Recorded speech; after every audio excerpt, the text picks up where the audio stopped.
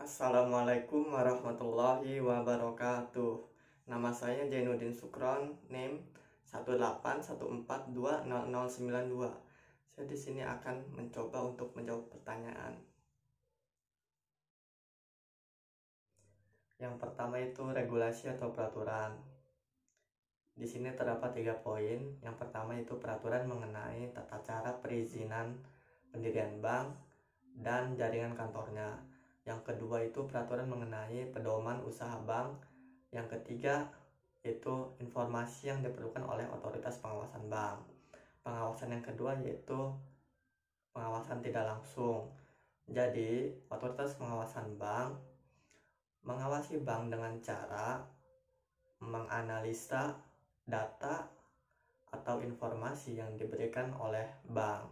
Yang ketiga itu pengawasan langsung, di mana otoritas pengawasan bank mendatangi secara langsung bank tersebut sehingga dapat mengetahui keadaan yang sebenarnya tentang bank tersebut. Yang keempat itu kontak dan komunikasi secara teratur dengan bank. Yang kelima itu pemberian remedial atau sanksi, di mana segala bentuk pelanggaran atau penyimpangan yang terjadi di bank atas kesalahan bank tersebut akan diberi sanksi dengan ketentuan peraturan yang berlaku. Yang selanjutnya itu yang terakhir, otoritas pengawasan bank bekerjasama dengan otoritas pengawasan negara lain, di mana kita mengadopsi cara atau teknik pengawasan bank negara lain dan diterapkan di negara kita di Indonesia dengan disesuaikan dengan kondisi perbankan yang ada di Indonesia. Jadi tidak semua kita pure diadopsi, harus ada penyesuaian kembali. Yang pertama itu prinsip keadilan, yaitu prinsip di mana pihak-pihak yang terlibat di dalamnya tidak ada yang merasa dirugikan. Sebagai contoh di sini adalah hasil usaha itu pembagian keuntungannya, di mana pembagian keuntungan itu harus adil dan sesuai dengan perjanjian atau akad yang telah disepakati di awal.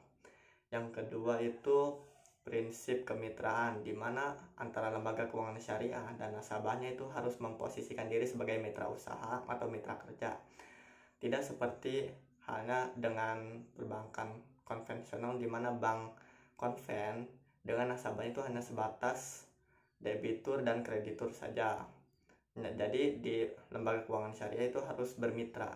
Yang ketiga itu transparansi, yaitu prinsip keterbukaan, di mana tidak ada yang ditutupi mengenai kondisi perbankan atau segala macamnya. Yang terakhir itu prinsip universal. Jadi lembaga keuangan syariah itu boleh digunakan oleh semua masyarakat, tidak hanya oleh umat Islam. Jadi yang beragama Hindu, Buddha, Konghucu, dan lainnya boleh menggunakan lembaga keuangan syariah ini.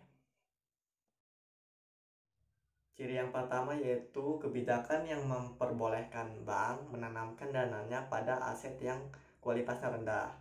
Yang kedua itu mengambil risiko berlebihan sehingga tidak mampu mendeteksi kemerosotan kualitas aset dan posisi risikonya, serta tidak bisa mengatasinya. Yang ketiga, kontrol internal audit yang tidak berfungsi.